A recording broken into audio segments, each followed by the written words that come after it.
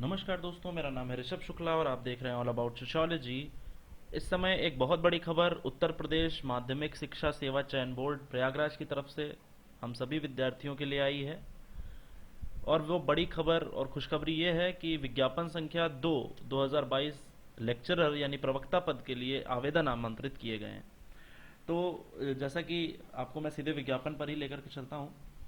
तो जैसा कि आप देख रहे हैं यहाँ पर ये जो विज्ञापन है उत्तर प्रदेश माध्यमिक शिक्षा सेवा चयन बोर्ड प्रयागराज के द्वारा, इसकी जो ऑनलाइन आवेदन करने की तिथि है यानी जहाँ से ये आपको रजिस्ट्रेशन स्टार्ट हो रहा है वो है 9/6/2022 यानी ठीक कल से आपका आवेदन इसका प्रारंभ हो रहा है।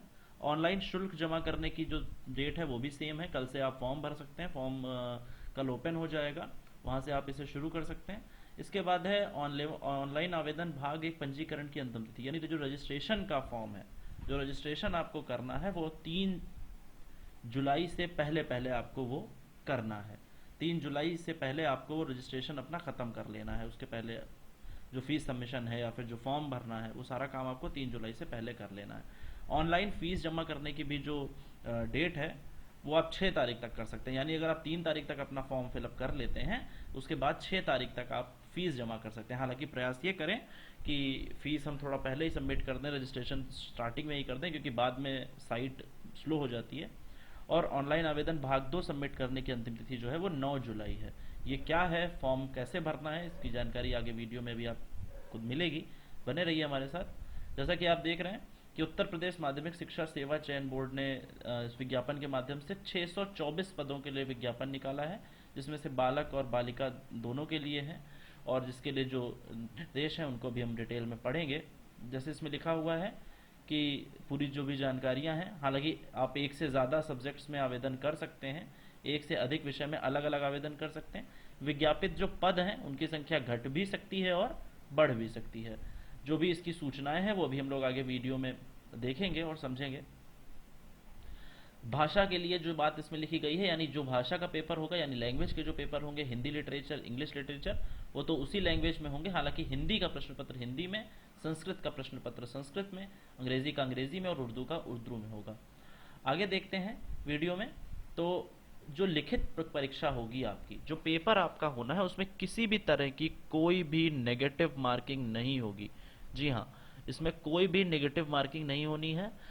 किसी भी तरीके की ऋणात्मक अंकन यानी कोई भी गलत उत्तर करने पर आपके सही उत्तर नहीं काटे जाएंगे। ईडब्ल्यूएस की जो अर्हता है, जो लोग ईडब्ल्यूएस में आते हैं यानी इकोनॉमिकल वीकर सेक्शन, आर्थिक रूप से पिछड़े लोग, वो इसमें 10% आरक्षण उनको दिया जाएगा। 9 जुलाई, जैसा कि अभी मैंने स्टार्टिंग में आपको बताया, 9 जुलाई तक आपको अपना विज्ञापन, आपको अपना आवेदन पूरा कर लेना है और उसको ऑनलाइन ही सबमिट कर देना है। किसी भी तरीके का आपको ऑफलाइन हार्ड कॉपी प्रेषित करने की कोई ज़रूरत नहीं है, इसमें लिखा भी हुआ है। और आगे देखते हैं। तो जैसे इसमें लिखा हुआ है, एक बार जो भी आप फॉर्म भरेंगे वही आपका फॉर्म फाइनल माना जाएगा। उसमें किसी भी तरीके से जब आप सबमिट कर देते हैं उसको एडिट कर पाने में आप सक्षम नहीं होंगे, यानी किसी प्रकार का कोई भी संशोधन उसमें नहीं किया जाएगा।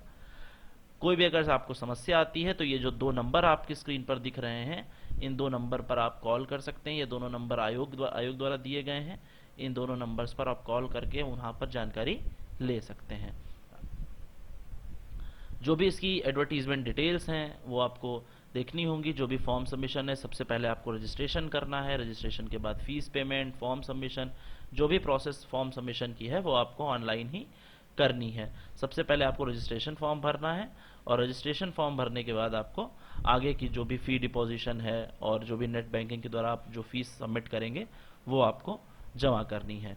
यहाँ पर जो दूसरी बात हमें जाननी चाहिए वो ये है कि जो शुल्क रखा गया है वो 700 रुपये है जनरल के लिए, यानी जो सामान्य वर्ग के लोग हैं उनके लिए 700 रुपये है, और जिसमें से 50 रुपया आवेदन शुल्क लिया जाएगा। यानी कुल मिला के जनरल वर्ग के विद्यार्थियों के लिए ये शुल्क 750 रुपये, 750 रुपये, 750 रुपीज़ आपसे लिया जाएगा। ईडब्ल्यूएस के लिए यही शुल्क 650 हो जाएगा, 650 यानी 650 रुपये। और ओबीसी के लिए 700 ही रहेगा। यानी जनरल के लिए और ओबीसी के लिए जो शुल्क है वो दोनों 750 है। वहीं ईडब्ल्यूएस के लिए इसका शुल्क सिर्फ 650 रुपये, यानी 100 रुपये इसमें आपकी छूट है।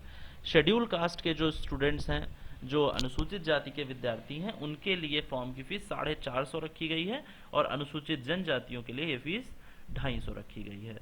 तो फीस तो खैर बहुत ज़्यादा नहीं है फॉर्म की, तो जल्दी से फॉर्म आप लोग भरना शुरू करिए कल से, क्योंकि साइट का कोई भरोसा नहीं कि वो कब लेट हो जाए।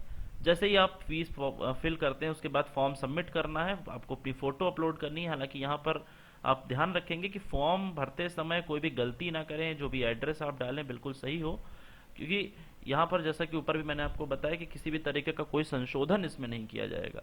और फोटो जो आप अपलोड करेंगे वो 35, ये जो भी स्पेसिफिकेशन आपको दिया गया है, यानी 70% लगभग चेहरा आपका दिखाई देना चाहिए। ये कई बार ऐसा होता है कि बच्चे अपनी सेल्फी खींच के अपलोड कर देते हैं, फिर बाद में परेशान होते हैं कि तो सेल्फी, किसी तरीके की स्टाइलिश फोटो या कोई भी फैंसी फोटो आपको नहीं अपलोड करनी। प्रॉपर एक पासपोर्ट साइज फोटो लिखा पढ़ी के लिए आपको रखनी है, जिसका साइज 5 KB से 30 KB के मध्य या बीच में होना चाहिए। आपको साइन भी करने हैं, बहुत सिंपल जो साइन आप करते हैं वही साइन आपको वहां भी करना है। चश्मा पहन के फोटो नहीं खिंचानी, और दोनों आपकी जो भी फोटो आए वो एकदम प्रॉपर साफ और स्पष्ट रूप से आपका चेहरा समझ में आना चाहिए। फोटो की पृष्ठभूमि सफेद या हल्के ग्रे रंग की होनी चाहिए। कई बार बच्चों के फॉर्म रिजेक्ट हो जाते हैं इस वजह से, तो इस बात पर भी विशेष ध्यान दीजिएगा।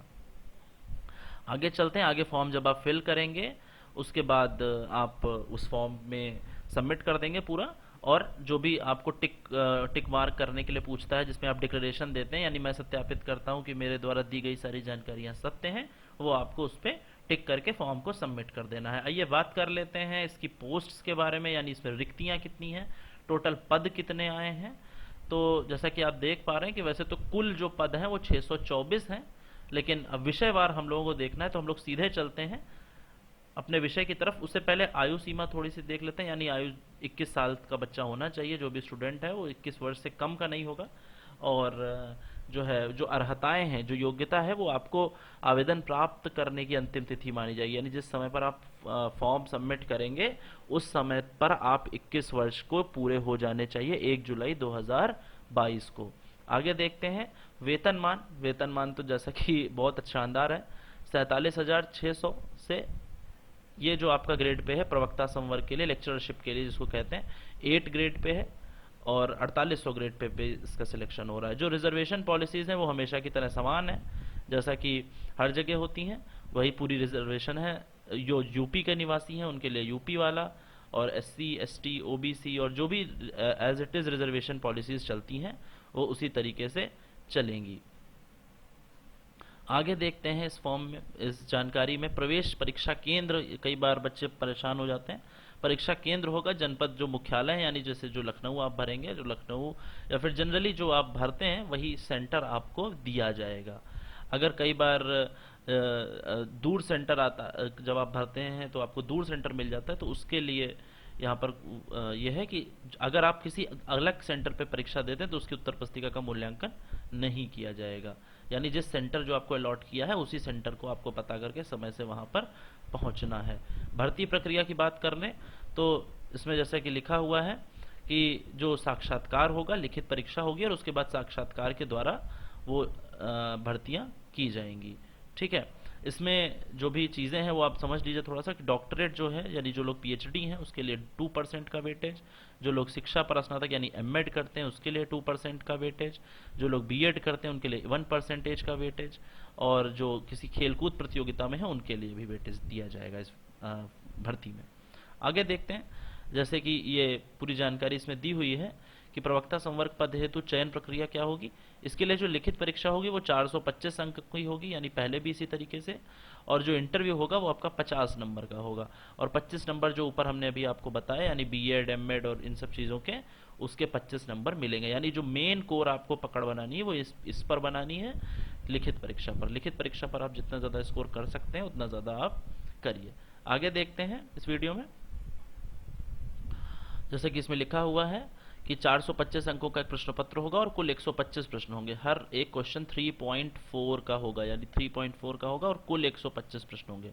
तो जो टोटल नंबर बनेंगे आपके 425 होंगे। 2 घंटे इसमें टाइम दिया जाएगा, 2 आवर्स का, और MCQ चॉइस क्वेश्चन होंगे, यानी मल्टीपल चॉइस क्वेश्चन, बहुविकल्पीय प्रश्न होंगे, और जिसको कि आपको OMR शीट पर भरना होगा।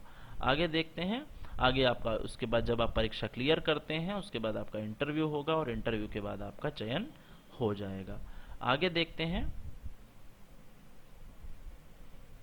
ये तो सारी बहुत सारी ज्ञान की बातें जो कि आपको पता है, आप चूंकि बहुत ज्ञानी हैं, तो कोई भी ज्ञान की बात आपसे ऐसा नहीं है जो आप ना जानते हो। उसके लिए आगे देखते हैं।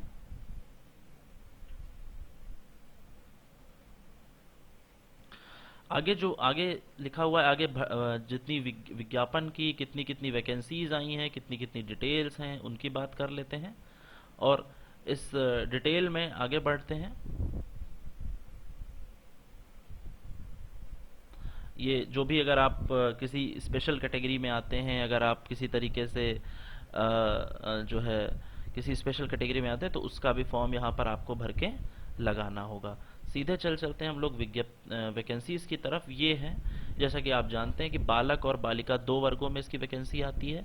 बालक वर्ग अलग होते हैं, हालांकि बालिकाएं किसी भी वर्ग में फॉर्म भर सकती हैं। बालक सिर्फ बालक ही वर्ग में फॉर्म भरेंगे, लेकिन बालिकाएं किसी भी वर्ग में फॉर्म भर सकती हैं, ये कोई उनके लिए बंदिश नहीं है। आगे तो इस जैसे कि इसमें नागरिक शास्त्र, रसायन, भौतिक सारे विषय होंगे, लेकिन हम फिलहाल अपने विषय को टारगेट करते हैं और समाज शास्त्र की तरफ चलते हैं। ये वाला जो विषय है हमारा प्यारा सा, इसकी भर्तियों की बात हमें करनी है। यानी इसमें आप जैसा कि देख पा रहे हैं कि समाज शास्त्र विषय में 15 वैकेंसीज जो हैं ये जनरल की हैं। हालांकि भर्तियां इस बार थोड़ी कम आई हैं। 3 भर्ती जो है वो ओबीसी की है, 3 vacancy. 4 vacant seats scheduled community से आई हैं और एसटी की कोई भी सीट नहीं है। यानी कुल मिला के जो सीट आती हैं आपकी, वो 22 सीटों के लिए समाजशास्त्र पदों से विज्ञापन मंगाए गए हैं, जिसमें 15 पद सामान्य वर्ग के, 3 पद ओबीसी के और 4 पद अनुसूचित जाति विद्यार्थियों के लिए हैं। आगे देखते हैं। दूसरी चीज़ जो बालिका वर्ग है, बालिकाओं के साथ इस बार थोड़ा सा अन्याय हुआ है और समाजशास्त्र पद में केवल 1 वैकेंसी आई है और 1 वैकेंसी आपकी आई है जो है एससी कम्युनिटी में। टोटल कुल मिला के 2 वैकेंसीज आपकी आई हुई हैं। आगे देखते हैं। तो ये जो भी आपकी अर्हता है वो तो आप जानते ही हैं, यानी आपको मास्टर्स किया होना चाहिए और पूरी तरीके से पोस्ट ग्रेजुएशन पास होना चाहिए स्टूडेंट्स को। और जो जो लोग पोस्ट ग्रेजुएट हैं वो लोग इसमें कर सकते हैं। यहाँ पर देखिए समाजशास्त्र विषय का पाठ्यक्रम दिया गया है, एमए समाजशास्त्र किया हो या फिर समाजशास्त्र में त्रिवर्षीय पाठ्यक्रम के साथ बीए ऑनर्स। यानी अगर आप बीए ऑनर्स भी हैं तभी भी आप इस विषय के फॉर्म को फिल कर सकते हैं और बीएड के हैं तभी भी। मतलब बीएड अगर है तो इसके लिए आपको अलग से, जैसा मैंने बताया, 25 मार्क्स मिलेंगे, उसी में से पूरा काउंट होते हुए। वैसे जो इसकी बेसिक क्वालिफिकेशन है वो है एमए सोशियोलॉजी अगर आपने किया है तो इसके लिए आप उम्मीदवार हैं, आप इसमें फॉर्म भर सकते हैं। तो ये पूरी फॉर्म की जानकारी है। नीचे डिस्क्रिप्शन में सारे लिंक हैं, नंबर हैं। किसी भी तरह के कोर्स के लिए, किसी भी तरह की नोट्स के लिए आप हमें कॉल कर सकते हैं, हमारे टेलीग्राम चैनल से जुड़ सकते हैं, फेसबुक पेज से जुड़ सकते हैं, वहाँ पर सारी जानकारियाँ दी गई हैं। तो जो जब भी आप अगर किसी चीज़ की ज़रूरत है, अगर आपको नोट्स चाहिए या आपको किसी भी गाइडेंस की ज़रूरत है, तो आप हमारे टेलीग्राम चैनल से जुड़ सकते हैं। जल्द ही ऑल अबाउट सोशियोलॉजी अपने एप्लीकेशन पर एक पीजीटी का नया बैच शुरू करेगा। तब तक के लिए लगे रहिए, तैयारी करते रहिए। विज्ञापन आ गया है बहुत जल्दी, और जैसा कि पिछली बार आपने देखा कि विज्ञापन बहुत जल्दी से पूरा हुआ, इस बार भी विज्ञापन बहुत जल्दी से पूरा किया जाएगा। तो लगे रहिए, मिलते हैं अगली वीडियो में। तब तक के लिए ध्यान रखिए अपना, खुश रहिए, तैयारी करते रहिए।